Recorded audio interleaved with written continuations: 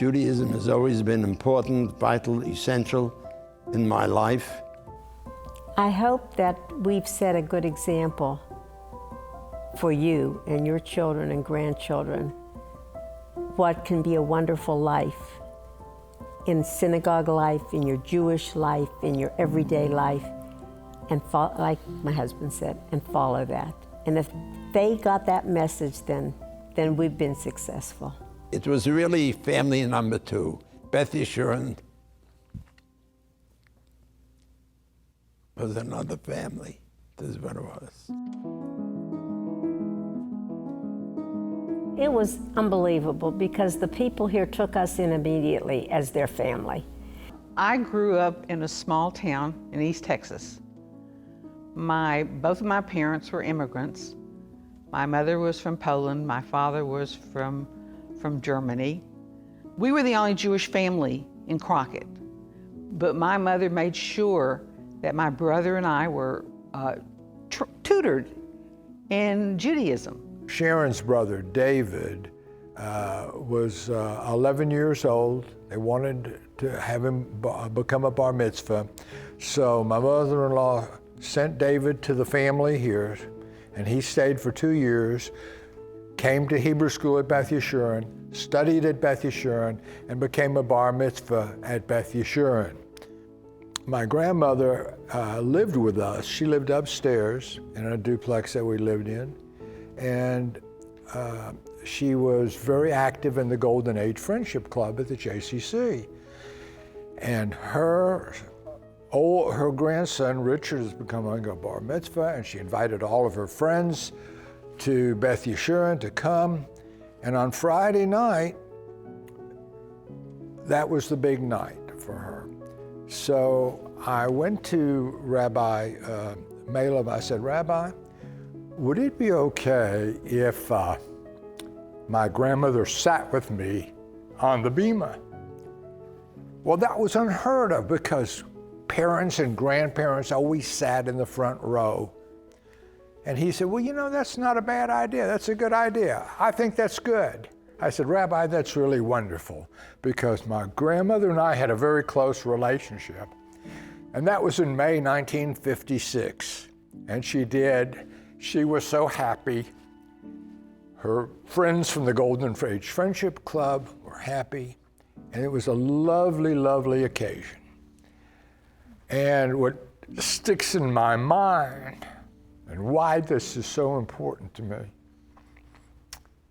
is that 4 months later, my grandmother died of breast cancer. And it was thanks to Rabbi Malov that she was able to have enjoyment in her last few months of life. My family was an Orthodox family, a modern Orthodox family, and I was raised in a traditional home. My grandparents were Orthodox, but my grandfather was more of the old traditional side. He had a beard, he had payas, he used to go to the shtibel, he used to go to the synagogue. It was a totally different life. We met, and 2 months later we were engaged, and 2 months later we were married.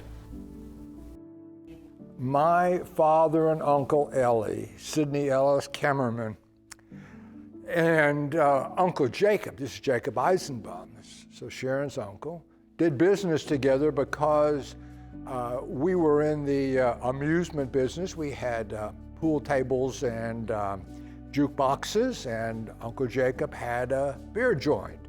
My father would say, oh, how's your niece, Sharon Bieber? Oh, she's fine. What is she doing? And Uncle Jacob would say, how's your nephew? To my father and uncle. Oh, Richard's just doing fine. We need to set them up. And they did. 13 months later, we were married by Rabbi Malov, Cantor Wagner, and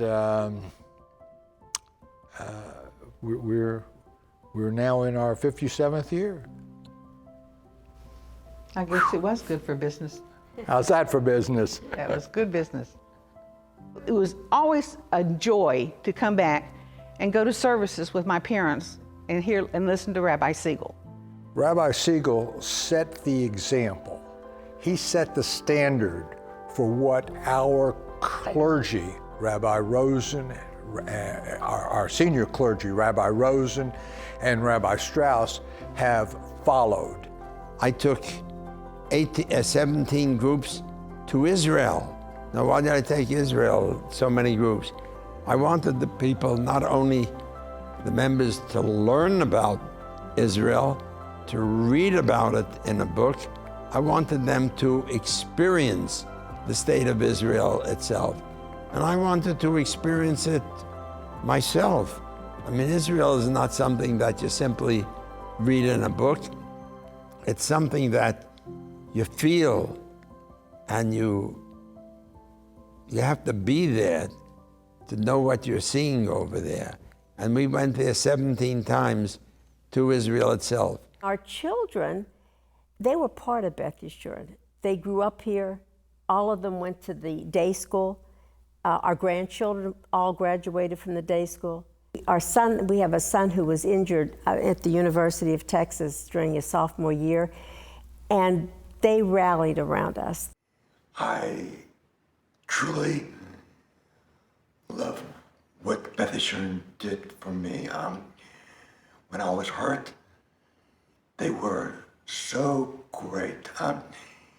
They flew me home to Houston for rehab. They did countless things for that and so much more. I will always be indebted. So this was our home. I can't remember another home other than Houston. To me, this is our home. Going to synagogue every Friday night, walking to shul with my dad along Beechnut to Braeswood. I remember counting the steps, walking to the synagogue with him and just telling stories every Friday and Saturday when we would walk to Beth Yeshurun. Then I met my husband, Matt, and when we got married, we couldn't just have a small wedding with just a select few. We ended up inviting the entire congregation. Dina and Scott met, actually, they didn't meet here at the synagogue. Their families met here. I grew up here, went to school here, and was fortunate enough to meet my beautiful wife here. We were so blessed to have Beth Yeshurun as our second home. Both of our families have such deep roots here. When I go to synagogue with my parents and my grandparents, it's something very special because I get to spend this quality time with them that I really enjoy. Every time I go to Beth Yeshurun, I always have a lot of love in my heart. We had a beautiful structure over here, but the structure was not Beth Yeshurun. The structure, quote unquote, of Beth Yeshurun were the people. And that's the thing that really hit me all the time. And they were extra special over here. We have a caring, welcoming congregation, whether it is in the chapel where I'm the gabbai in the evening, whether it's in the museum minyan, or the main service. It is that sense of community that we're here to pray together and to thank God for all of the blessings that we have, but also to enjoy each other's company and to also learn. And it goes on, Lador Vador, from generation to generation. And to me, it never dies. Unfortunately, people pass away, but if you give them the basics, it's for every generation. We learn from our grandparents and our parents, and now hopefully our children will learn from us and they will learn from them. It's a family affair. This is what it is. It goes down from one generation to another generation. As Toby just said, the door of a door, from generation to generation. It's just a continuation. So it's just very special. And Sharon is right, as usual. If Judaism is going to survive in Houston, Beth Yeshurun has to survive. And if Judaism is going to be strong in Houston, Beth Yeshurun has to be strong.